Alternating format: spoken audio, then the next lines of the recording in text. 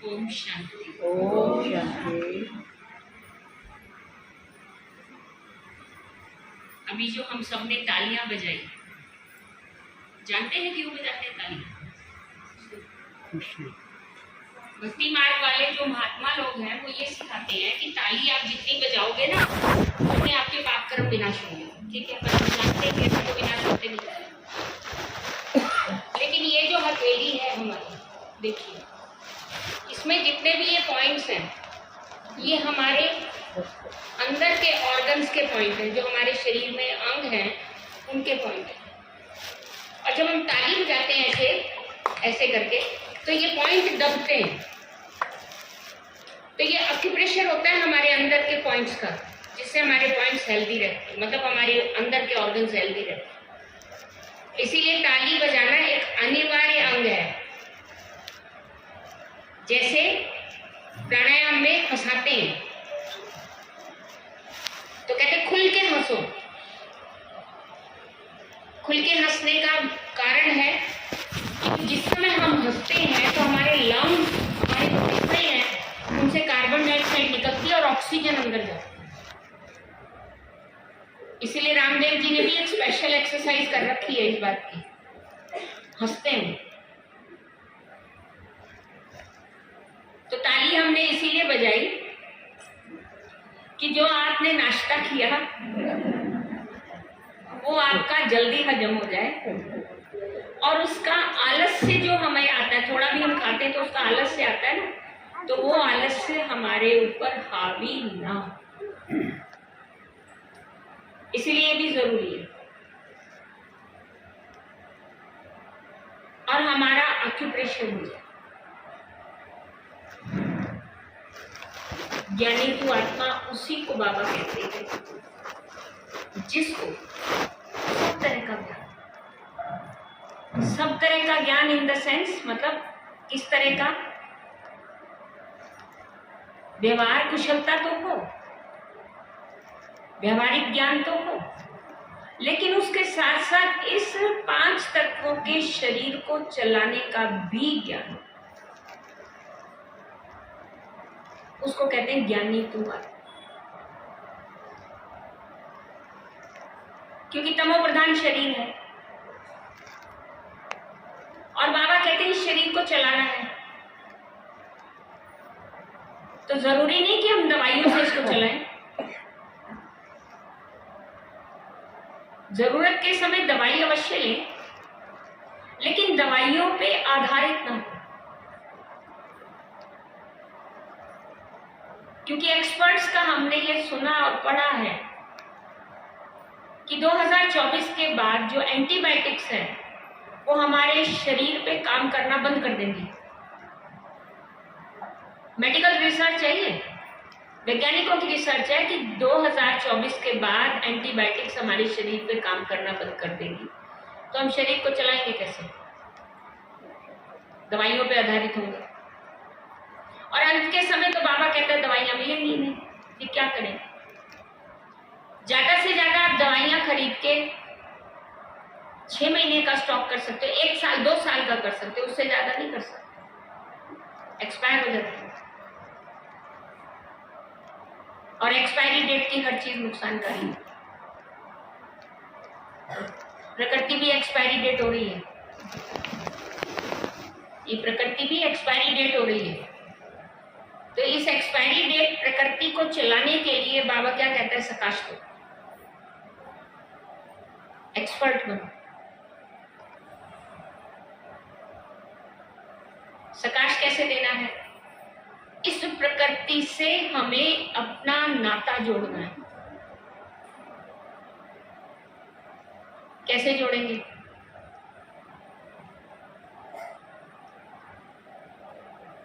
धरती हमारी माता है, तो माँ और बच्चे का नाता जुड़ गया। तो धरती माता को मैं सकाश दे दूं।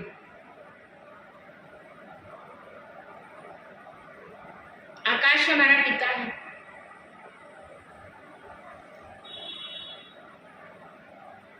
तो बाप और बेटे के रूप से जैसे बाबा को याद करते हैं वैसे बाबा की याद लेकर के उस आकाश पिता को हम दें।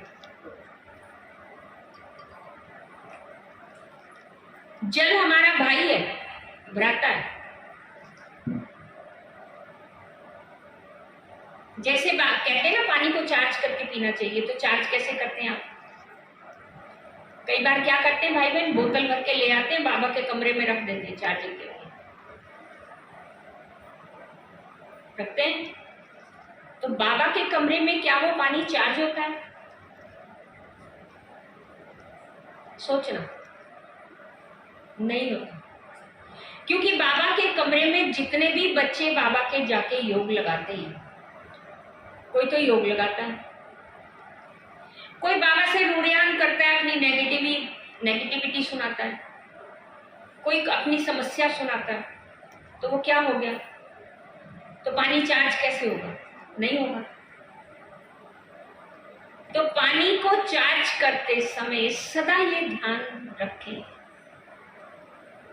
और उसको बोले, पानी, हे जल, तुम मेरे भाई, बहुत प्यारे भाई, तुम्हारे द्वारा ही मेरे इस शरीर का निर्माण हुआ है। क्योंकि मिट्टी में अगर पानी नहीं मिलेगा तो पुतला बनेगा नहीं।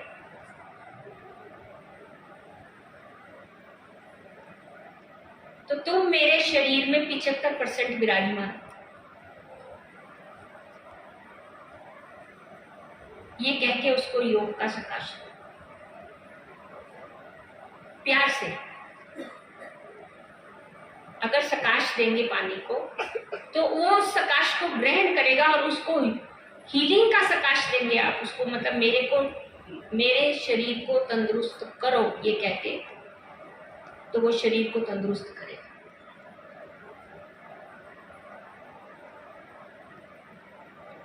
वायु हमारा प्राण दाता है, उसमें ऑक्सीजन है जो शरीर को चला रही।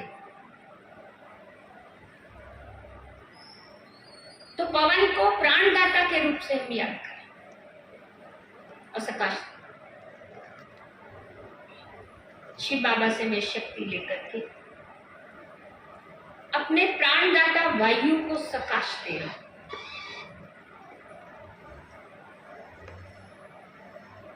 और अग्नि जीवन दाता है, क्योंकि वो भोजन को पचाती है। अगर हमारे अंदर अग्नि ना हो तो भोजन पचेगा नहीं। इसीलिए अंदर का जो हमारा बॉडी का टेम्परेचर है ना, 35 डिग्री रहता है।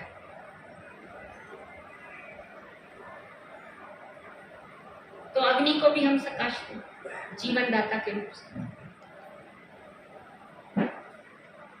इस तरह से हम सकाश दें। और साथ में जो हम भोजन बनाते हैं 5 तत्वों से निर्मित होता है, उस भोजन को भी हम सकाश दें, बाबा की किरणें उस पे डलवाएं, जिससे वो मेरे अंदर जाकर के नुकसान न करे, मुझे हील करे। देखिए कोरोना काल में लोग कितने डर गए थे ना। क्या करते थे? सब्जी और फल लाते थे, उसको पहले डिटॉल के पानी में भिगोते थे, फिर उसमें से निकाल के उसको गर्म पानी में डालते थे, फिर उसमें से वॉश करके उसको ठंडे पानी में वॉश करते थे। बहुत अच्छी तरह से वॉशिंग के बाद उसको इस्तेमाल करते थे। कि मन में भय था कि इसके द्वारा कोरोना के कीटाणु न फैल जाए। लेकिन केवल कोरोना के कीटाणु ही नहीं होते हैं, हमारे भोजन में बहुत जहरीले इंजेक्शंस वगैरह लगते हैं, जिनसे हमें बचाव करना। भोजन तो लेना ही पड़ेगा, लेकिन हमें अपना बचाव कैसे करना है? प्रकृति को सकाश दें। और ये सकाश देने की प्रैक्टिस हम अभी से करें। उसके लिए जैसे कि बाप दादा ने बोला है कि एकाग्रता बहुत जरूरी है। मन और बुद्धि की एकाग्रता है। बाप दादा ने बोला ना, सुनना, बोलना और फैलाना, ये तीनों बातें बंद कर। किसी की कमी को देखना, पहली बात तो देखना ही नहीं चाहिए। अगर हमारी दृष्टि किसी की कमी कमजोरी पर जाती है, वो भी अपवित्रता में आती है।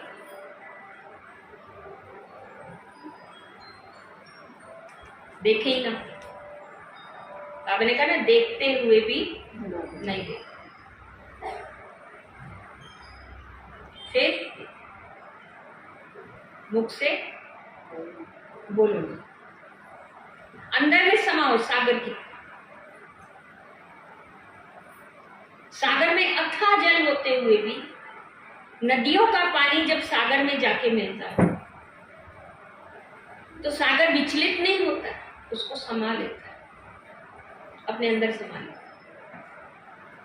परंतु सागर की सबसे बड़ी विशेषता क्या है?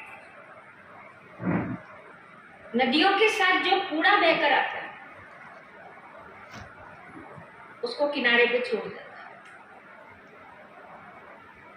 पानी को समा लेता है, कूड़े को छोड़, तभी तो स्वच्छ रहता है पानी। कहीं कहीं पर तो समुद्र का पानी इतना क्लियर है कि 10 फुट नीचे की गहराई में अगर आप जाओ तैरते हुए तो आप क्लियर दिखाई दोगे, ऊपर खड़े होकर सिक्का डालोगे तो सिक्का भी दिख जाएगा कि कहाँ गिरा। तो इतनी स्वच्छता पानी में है। अब जल प्रदूषित हो गया है, पॉल्यूशन आज बाबा ने बोला ना बहुत बढ़ गया।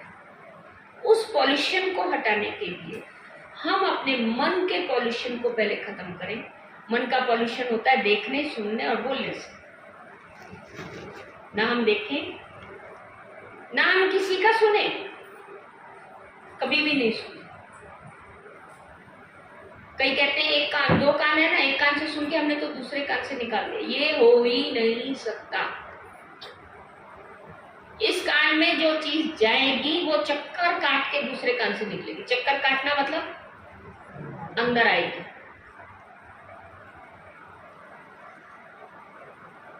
तो ये कहना भी हमारा गलत हो जाता, इसलिए हम सुने ही ना। हाथी जो है ना कान हिलाता हुआ चलता है। हम कौन है? गणेश है। गणेश है। देह अभिमान की गर्दन काट के बाबा ने ज्ञानवान गर्दन लगा दी ना सबकी। तो हाथी की सबसे बड़ी विचित्रता है वो उसके कान हिलते ही रहते सदा। तो आपके भी कान हिलते रहने चाहिए। कोई व्यर्थ बात मेरे कान में ना जाए, इसको उड़ा दे मेरा कान। और कभी आपने हाथी को देखा होगा तो सूंड से जब वो चलता है पैरों से, तो सूंड से नीचे फूंक मारता हुआ चलता है। फूंक मारता हुआ चलता है। फूंक मारना मतलब फूंक फूंक कर कदम रखता है, बहुत सोच समझ कर चलता है, जो बाबा हमें कहता है। तो बाबा ने हमें ज्ञानवान भी बना दिया और ध्यानवान भी बना दिया। ध्यान करते हैं ना हम सभी, बाबा का ध्यान करते, योग लगाते हैं जिसको बाबा कहते हैं, याद की यात्रा। उस याद में कोई भी विघ्न ना आए, इसके लिए मुझे व्यर्थ बातों का परहेज करना। अपने को ठीक करने के लिए जो बाबा ने मुझे दवाई दी है ना, उस दवाई का सबसे बड़ा परहेज क्या है? व्यर्थ न सुनना है, न बोलना है, न देखना है, न करना है। ये परहेज है। जितना हम इन परहेजों को फॉलो करते हैं, तो आजकल डॉक्टर्स भी क्या कहते हैं, हम दवाई तो आपको दे रहे हैं, लेकिन इसके साथ साथ अगर आपने ठीक होना तो आप परहेज हो रहा है तो आप बिल्कुल ठीक हो सकते। वो लिस्ट पकड़ा लेते हैं परहेज करने के लिए, ये चीजें आपने देखा नहीं है, आपने ये नहीं करना है, ये नहीं करना है, तो वो परहेज की पूरी लिस्ट पकड़ा। तो दवाई के साथ हम जब परहेज करते हैं तो बीमारी ठीक होती है। परहेज नहीं करें और दवाई खाते रहें तो बीमारी ठीक होगी, हो तो जाएगी, लेकिन उसको लगेगा टाइम, जल्दी ठीक नहीं होगी। तो भगवान सुप्रीम सर्जन है, उसने आकर के हमें जो दवाई दी है पावन बनने की, उस दवाई को खाते हुए हम अपने परहेज रखें। जितना हम परहेज रखेंगे उतने मन की एकाग्रता हमारी कायम है। मन बुद्धि की एकाग्रता होगी तो आत्मा में शक्ति भरेगी, और आत्मा में जब शक्ति भरेगी तो आत्मा सकाश दे सकेगी। वर्तमान समय हमें सकाश देने की सेवा करती है, तभी बाप समान बनेंगे। बाबा सर्व आत्माओं को सकाश देते हैं। ब्रह्मा बाबा भक्ति मार्ग में भी जब पिंड दान करने जाते थे तो केवल अपने पितरों का पिंडदान नहीं करते थे, सर्व आत्माओं के पितरों का पिंडदान करते थे। शुरू से उस आत्मा में ही नेचर विश्व महाराजन बनने वाला था, तो सर्व आत्माओं के कल्याण के लिए करते। तो उस बात के हम बच्चे हैं, तो हमें भी एकाग्र होकर के बाबा की याद में बैठना है। इतनी पावरफुल याद हमारी को, जो वो याद की किरणें सर्व आत्माओं तक जाए।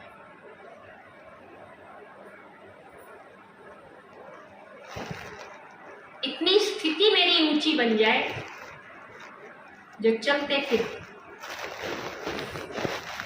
लाइट हाउस दिखाई दे। बाबा कहते हैं ना, बाबा चाहता है कि हर बच्चा मेरा लाइट हाउस। इतने सारे बच्चे जो सामने बैठे हैं बाबा के, अगर हम सब लाइट हाउस बन जाए, विश्व में परिवर्तन शुरू हो जाए अच्छी तरह से। ठीक है, तो अभी हम बाबा की याद में बैठेंगे, लाइट हाउस बन के बैठेंगे, इस शरीर से बिल्कुल न्यारे होकर बैठे। इतना न्यारापन हो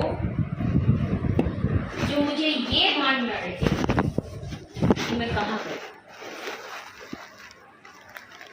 कहाँ बैठा हूं, कौन मेरे साथ, कुछ भी भान, इतने न्यारे होकर। जागृत अवस्था में बैठेंगे। और दूसरा, आंखें खोल के बैठा कीजिए। बाबा ने हमें आंखें खोल के योग करना सिखाया है। बाबा का चित्र देखिए, और बाबा सबको देख रहा है ना। और देखने वाले बाबा के आगे अगर हम आंखें बंद करके बैठेंगे तो बाबा हमें कैसे देखेगा? तो सबकी आंखें खुली होनी चाहिए, बंद नहीं होनी चाहिए।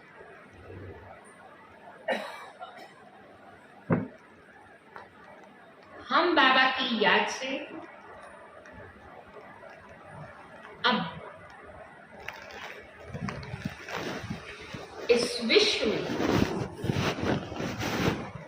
शांति के प्रकंपन फैले, वाइब्रेशंस निकले मेरे से। इतनी मेरे में शांति हो जाए, असीम शांति हो जाए, जो तरंगे निकले, जिससे जो भी मेरे संपर्क में आए उसको उन तरंगों का एहसास हो। जिस समय हम याद में बैठे, कृपया करके सब अपने मोबाइल स्विच ऑफ कर दीजिए।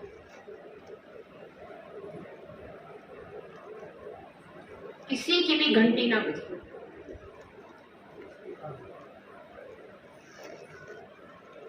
योग से उठने के बाद देखना, लेकिन एकदम नहीं देखना, क्योंकि वो स्थिति को नीचे ले आएगा मोबाइल। और सवेरे क्लास में आज पढ़ के सुनाया, डिजिटल उपवास पब्लिक भी कर रही है, दुनिया कर रही है, क्योंकि बहुत ज़्यादा इंटरनेट लैपटॉप वगैरह में चले गए ना लोग, तो बहुत ज़्यादा टेंशन में आ गए। इसीलिए 11:15 बजे हैं, अब हम योग में बैठेंगे और सिर्फ 2 अक्षर की कमेंट्री में दूंगी, उसके हिसाब से ऐसे हमें बैठना है तो यहाँ का वातावरण पिन ड्रॉप साइलेंस हो जाए, कोई सुई भी गिरे तो उसकी आवाज आए, इतना शांत वातावरण, असीम शांति।